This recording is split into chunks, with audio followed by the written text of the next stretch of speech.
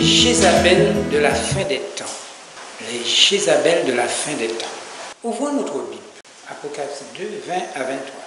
Mais ce que j'ai contre toi, c'est que tu laisses la femme Jézabel, qui se dit prophétesse, enseigner et séduire mes serviteurs pour qu'ils se livrent à l'impudicité et qu'ils mangent des viandes sacrifiées aux idoles. Je lui ai donné du temps afin qu'elle se repentît, et elle ne veut pas se repentir de son impudicité. Voici, je vais la jeter sur un lit et envoyer une grande tribulation à ceux qui commettent adultère avec elle, à moins qu'ils ne se repentent de leurs œuvres.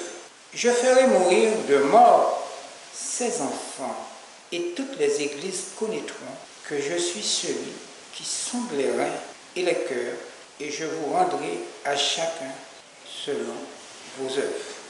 Cette lecture est très fiable pour le temps que nous vivons. Nous avons tous la même question. Comment en sommes-nous arrivés là? Guerre, affrontement, épuisement des ressources naturelles, problèmes climatiques, surconsommation, maladie, famine, pauvreté.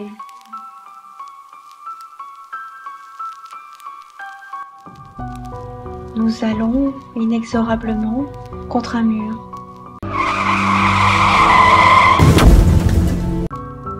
Notre extinction est en marche, mais la vie continue.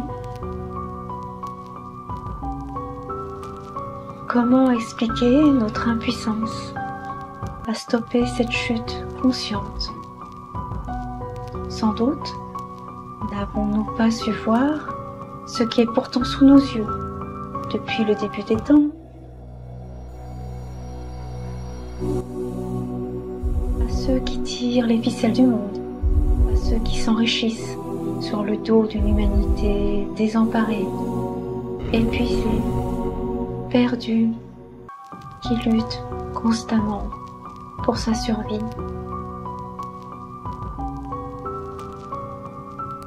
Ils sont partout, partout, partout, partout. Et plus souvent là où on ne les attend pas. Famille, amis, voisins, médecins, guides spirituels. Vous pensez que c'est du vent? Il vous appartient de chercher, de vous instruire et de trouver. Tout comme il vous appartient de trier le grain de l'ivraie.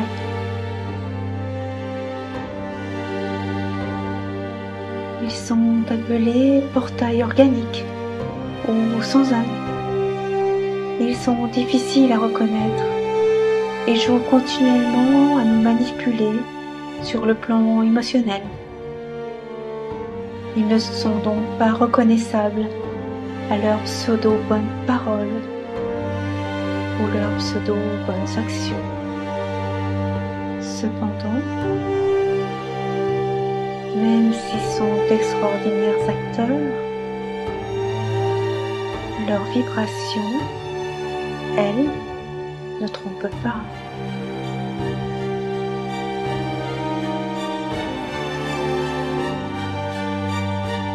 Nous vivons dans leur monde. Notre monde est en réalité le leur. Notre monde a été créé par un des leurs. Nous sommes enfermés dans leur monde inversé, falsifié, séparés de notre source. Depuis la nuit des temps, ils nous astreignent à leurs règles, leur puissance, leur pouvoir, leur avidité. Nous sommes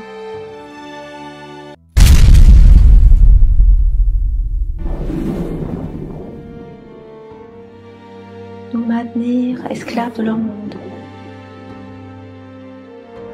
Cependant, nous détenons une arme terrible contre eux.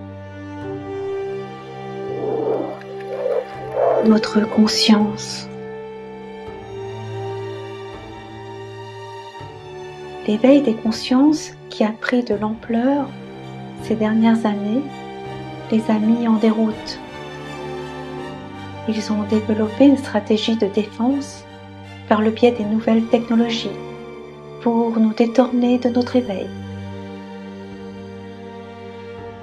À cela s'ajoutent leurs outils habituels, la manipulation mentale, les mensonges, pour nous faire croire qu'une intelligence artificielle ou qu'un homme amélioré est supérieur à l'être divin que nous sommes. Et nous, pauvres humains, en raison de l'oubli de notre véritable nature, nous leur donnons, sans vraiment le savoir, notre accord pour participer à notre propre perte, en devenant des êtres perdus, manipulables à souhait, déconnectés de nos frères, déconnectés de nos sœurs, et surtout déconnectés de notre source. La mort, notre mort définitive, est annoncée. Ce futur à nos portes est là, réalisé. Mais il nous appartient d'en changer la trajectoire, car plusieurs futurs possibles s'ajustent au fur et à mesure de notre évolution de conscience. Retrouver nos mémoires, qui nous sommes, d'où nous venons, l'histoire, la vraie, et notre véritable moitié nous libérera de leur emprise et nous pourrons enfin retourner chez nous. Pour cela, apprenez à vous connaître, visitez vos profondeurs, pensez par vous-même, instruisez-vous et faites toujours preuve de discernement. Apprenez également à connaître votre ennemi, car le meilleur savoir-faire n'est pas de gagner dans 100 batailles, mais de vaincre l'ennemi sans combattre. Qui est Jézabel? Qui est Jézabel? Oui, c'est la femme d'Akab, l'épouse du roi Akab. En ce temps difficile et compliqué, notre Dieu nous enseigne toujours des leçons merveilleuses. C'est une leçon pour nous que nous allons ensemble partager. Akab, roi d'Israël, était un homme très faible, je dis bien très faible, du point de vue spirituel. Non seulement spirituel, mais moral. Il a édifié pour sa femme, Jézabel, un temple consacré à Baal Melkor, une divinité païenne.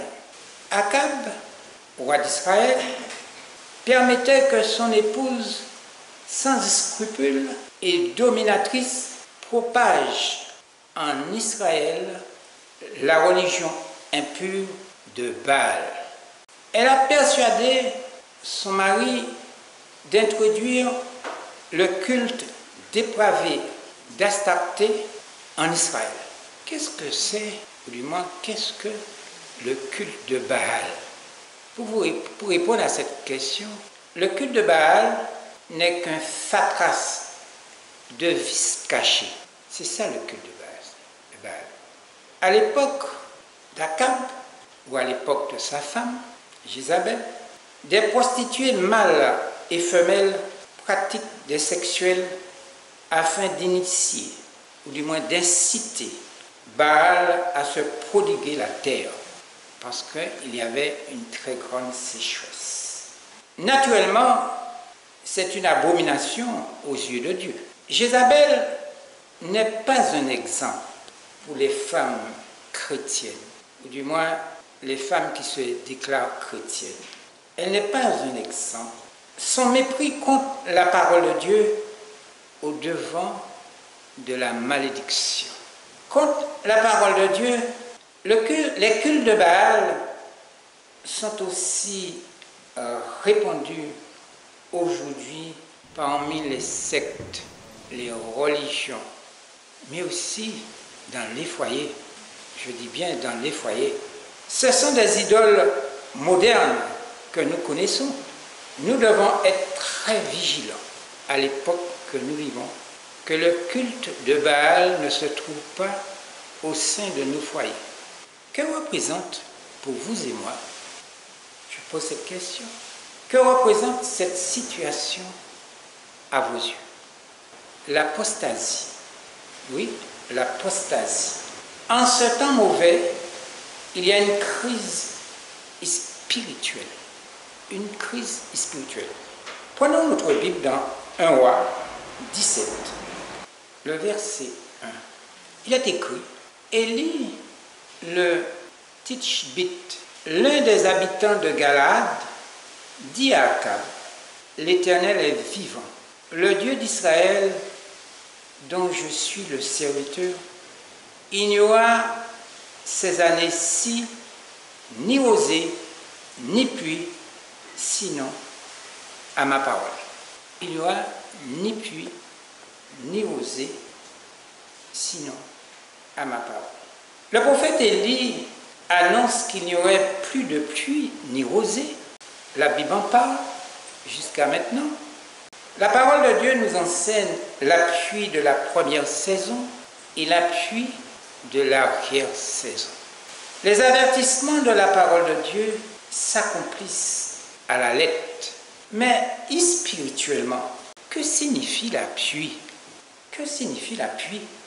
La pluie signifie la parole de Dieu, créateur des cieux et de la terre, avec surtout la puissance de l'Esprit Saint. Cette pluie doit nous conduire à la repentance, à notre restauration, vers le chemin de l'espérance d'un avenir glorieux. C'est à nous de faire le choix entre la bonne pluie et la mauvaise pluie. Nous avons besoin d'apprendre à mettre Dieu à la première place dans notre vie et à être prêt à lui donner notre cœur. Et c'est ce que nous ne savons pas faire.